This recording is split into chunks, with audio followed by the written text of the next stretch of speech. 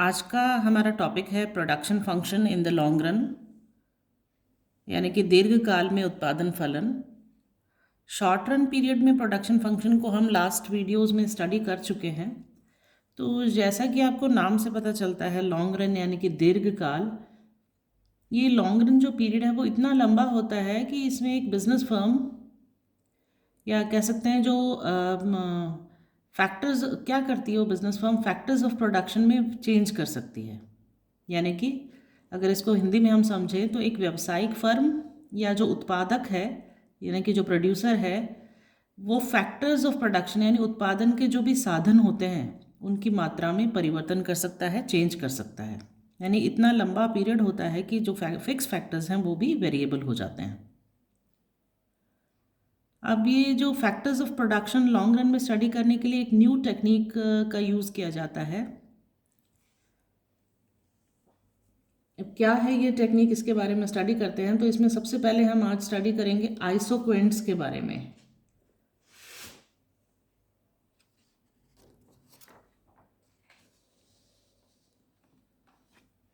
देखिए, आइसोक्वेंट्स जो होते हैं, या जिसे आइसो प्रोडक्ट कर्व्स भी कहते हैं, इक्वल प्रोडक्ट कर्व के नाम से भी इसको जाना जाता है, या जिसको प्रोडक्शन इंडिफरेंस कर्व के नाम से भी जाना जाता है। और हिंदी में अगर हम देखें तो इसको समोत्पत्ति वक्र या सममात्रा वक्र के नाम से जाना जाता है। अब ये होता क्या है, आइसोक्वेंट्स या आइसो प्रोडक्ट कर्व होते क्या हैं? ये क्या होते हैं कि जो आइसो प्रोडक्ट कर्व्स होते हैं ये वेरियस कॉम्बिनेशंस को बताते हैं। कौन से कॉम्बिनेशंस को बताते हैं? दो फैक्टर्स के वेरियस कॉम्बिनेशंस को बताते हैं जो सेम लेवल ऑफ आउटपुट देता है। यानी कि it shows the various combinations of two factors या इनपुट्स। अब ये टू फैक्टर्स कौन कौन से हो सकते हैं? Labour and capital, giving the same level of output. यानी कि इनका कोई भी कॉम्बिनेशन हो लेबर एंड कैपिटल का, जो लेवल ऑफ आउटपुट है, उत्पादन का जो स्तर है, वो समान रहता है, सेम रहता है, कोई चेंज नहीं हो सकता है, होता है। इसकी डेफिनेशन अगर हिंदी में देखें तो देखिए, समोत्पत्ति वक्र अथवा सम उत्पादक वक्र उत्पादन के दो साधनों, जो मैंने आपको बताया, कौन से दो साधन? लेबर एंड कैपिटल के उन विभिन्न संयोगों यानी उन कॉम्बिनेशंस को बताता है, व्यक्त करता है, जिनसे समान मात्रा में उत्पादन प्राप्त होता है। तो क्या होते हैं आइसो प्रोडक्ट कर्व्स? ये वो कर्व्स होते हैं जो डिफरेंट कॉम्बिनेशंस को बताते हैं लेबर एंड कैपिटल के, वो कॉम्बिनेशंस जहाँ पर उत्पादन जो है, प्रोडक्शन जो है, वो क्या होता है? सेम होता है।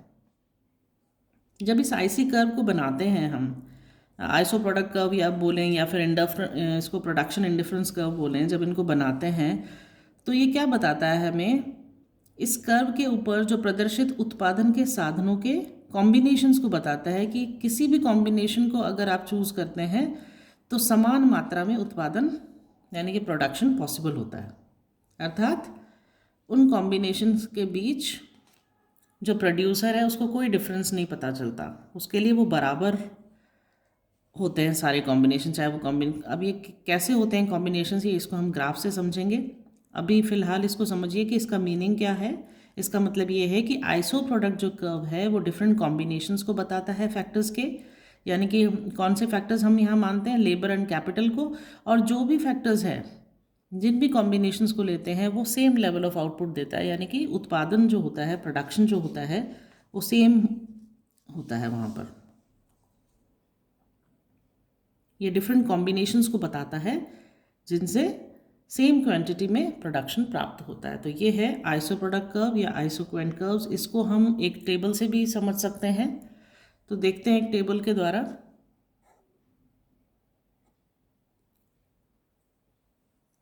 देखिए, ये एक आइसोक्वेंट शेड्यूल बनाया है, यानी समोत्पत्ति अनुसूची है, टेबल बनाया है। और फर्स्ट जो कॉलम है इसमें फैक्टर के कॉम्बिनेशंस दिए गए हैं, संयोग ABCDE। सेकंड जो कॉलम है उसमें यूनिट्स ऑफ कैपिटल शो किया गया है, जिसको K से डिनोट किया है। और थर्ड कॉलम में यूनिट्स ऑफ लेबर, जिसको L से डिनोट किया है। फिर हमने शो किया है आउटपुट इन यूनिट्स। और MRTS यानी कि marginal rate of technical substitution, ये मैं पहले भी आपको एक्सप्लेन कर चुकी हूँ क्या होता है marginal rate of technical substitution. तो देखिए जो आइसोक्वेंट शेड्यूल है इसमें आप देखेंगे कि 5 कॉम्बिनेशंस बताए गए हैं लेबर एंड कैपिटल के, ठीक है, that is ABCD and E। और इनको ज्वाइन करने से हमें क्या पता चलता है, अगर इनको हम ज्वाइन करके डायग्रामेटिकली बनाएंगे तो हमें आइसोक्वेंट मिल जाएगा।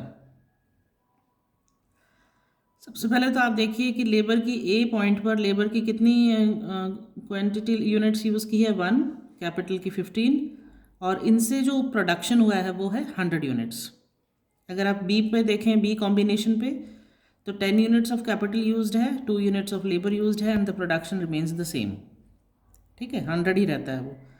सी कॉम्बिनेशन देखते हैं तो 6 यूनिट्स ऑफ कैपिटल यूज्ड है, 3 यूनिट्स ऑफ लेबर यूज्ड है, और इसमें भी जो प्रोडक्शन है वो सेम है, या आप कह सकते हैं जो आउटपुट है वो सेम है। इसी तरह आप देखिए डी कॉम्बिनेशन में 3 यूनिट्स ऑफ कैपिटल यूज्ड है, 4 यूनिट्स ऑफ लेबर यूज्ड है and the output is again 100। Fifth combination जो है ई कॉम्बिनेशन, इसमें अगर आप देखें तो 2 यूनिट्स ऑफ कैपिटल यूज्ड है, 5 यूनिट्स ऑफ लेबर यूज्ड है, फिर भी जो आउटपुट है वो 100 है। यानी कि जो हमने कैपिटल और लेबर का जो कॉम्बिनेशन से यूज़ किया है, प्रोडक्शन किया है, तो आउटपुट जो हमें मिला है वो सेम मिला है। ये कैरेक्टरिस्टिक है किसकी, आइसोक्वेंट्स की। इसको आप एक डायग्रामेटिकल वे में भी देख सकते हैं। और टेक्निकल ये है marginal rate of technical substitution, substitute कितना किया यानी चेंज कितना किया। पहले देखिए 15 यूनिट्स ऑफ लेबर था, फिर कितना कम किया 5, फिर 10 था 6 कर दिया यानी कि 4। इसको कैसे कैलकुलेट करते हैं, change in capital upon change in labour, वो आप करेंगे तो आपका आ जाएगा marginal rate of technical substitution. अब इसको हम एक डायग्राम से भी समझ सकते हैं कि कैसे ड्रॉ किया जा सकता है आइसोक्वेंट कर्व्स को, या जो ये इंफॉर्मेशन दी गई है उसको। तो इसके लिए देखिए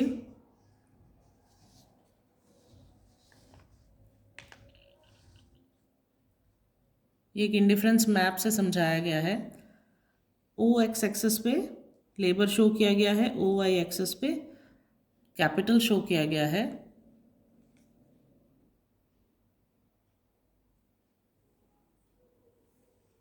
अब यहाँ इस फिगर में आप देखिए 5 कॉम्बिनेशंस जो है लेबर एंड कैपिटल के, ABCDE, ABCDE, इनको हमने ड्रॉ किया है कि कैपिटल को हमने वाई एक्सेस पे दिखाया है, लेबर को एक्स एक्सेस पे दिखाया है। इन कॉम्बिनेशंस को जब हम जॉइंट करते हैं, ड्रॉ करते हैं, तो हमें ये एक शेप मिलता है कर्व का। अब ये क्या शो कर रहा है, जो कर्व है ये शो कर रहा है कॉम्बिनेशंस, किस चीज़ का, कॉम्बिनेशंस जो प्रोड्यूस कर रहे हैं, combination of capital and labour, वो क्या प्रोड्यूस कर रहे हैं, से 100 यूनिट्स ऑफ एक्स कमोडिटी, ये मान के चलते हैं, ऐसे एग्जाम्पल है। अब जितने भी कॉम्बिनेशंस है लेबर एंड कैपिटल के ऑन द आइसोक्वेंट, ये क्या रिप्रेजेंट कर रहे हैं, सेम लेवल ऑफ आउटपुट। चाहे ये ए कॉम्बिनेशन ले, चाहे बी कॉम्बिनेशन ले, चाहे सी ले, चाहे डी ले, चाहे कुछ भी ले, यहाँ आप लिख सकते हैं क्यू, आइसोक्वेंट कर्व। और एग्जाम्पल के तौर पे ले सकते हैं कि 100 यूनिट्स ऑफ आउटपुट प्रोड्यूस कर रहे हैं। ये जो आइसोक्वेंट कर्व्स होते हैं लगते तो इंडिफरेंस कर्व के जैसे ही हैं, लेकिन जो वन बेसिक जो इम्पॉर्टेंट डिफरेंस है उसके बीच में है वो क्या है कि जो इंडिफरेंस कर्व होता है वो तो रिप्रेजेंट करता है all those combination of two goods, उन सभी कॉम्बिनेशंस को बताता है टू गुड्स के जो सेम लेवल ऑफ सेटिस्फैक्शन देते हैं या यूटिलिटी देते हैं। लेकिन वो ये नहीं बताता कि आप ऐसे कह सकते हैं इसको कि an indifference curve represent all those combination of two goods which yield the same level of satisfaction, या कह सकते हैं utility, but no attempt is made to quantify the utility। लेकिन utility कितनी क्वांटिटी में मिलती है वो नहीं बताता है। लेकिन जहाँ हम आइसोक्वेंट्स की बात करते हैं, हम बता सकते हैं, लेबल कर सकते हैं the isoquants in physical units of output without any difficulty. चाहे कितना भी अमाउंट हो आउटपुट का, whatever the amount of output is possible to be produce by a combination of factors, यानी कि by a combination of capital and labour, जैसे कि ये दिखाया गया है, वेरियस कॉम्बिनेशंस को ये दिखाया गया है आइसोक्वेंट कर्व्स पे। अब जब हम इसको डायग्रामेटिकली ड्रॉ करते हैं आइसोक्वेंट्स को, तो हम इसे कहते हैं आइसोक्वेंट मैप। ये आइसोक्वेंट मैप के नाम से जाना जाता है। या फिर देखिए, ये डिफरेंट कॉम्बिनेशंस है, ये ड्रॉ किया है, और इसको हम कह सकते हैं आइसोक्वेंट मैप। क्या शो कर रहा है ये? Various combinations have been shown. क्या प्रोड्यूस करने के लिए? 100 यूनिट्स ऑफ आउटपुट के लिए।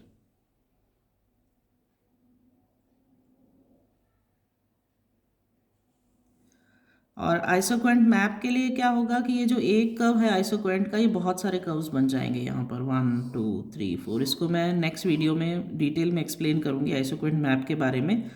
ये जस्ट ये है कि इस आइसोक्वेंट कर्व से हम मैप को ड्रॉ कर सकते हैं, यानी कि बहुत सारे आइसोक्वेंट्स को हम ड्रॉ कर सकते हैं, और वो कहलाते हैं आइसोक्वेंट मैप।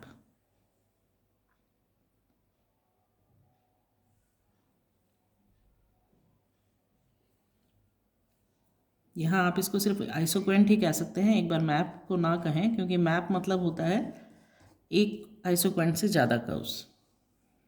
इसको आप काट दीजिए यहाँ पे।